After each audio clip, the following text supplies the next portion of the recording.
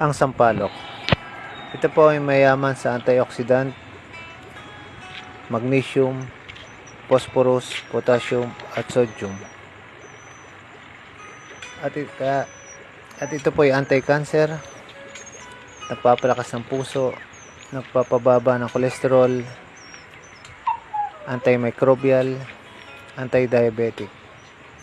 Ang dahon po nito ay antibacterial, anti-inflammatory, at pwede pong pangmumog sa namamagang gilagid.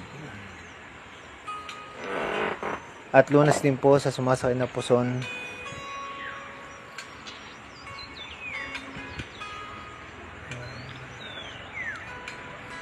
At pwede rin pong panlinis ng sugat ang nilagang dahon nito.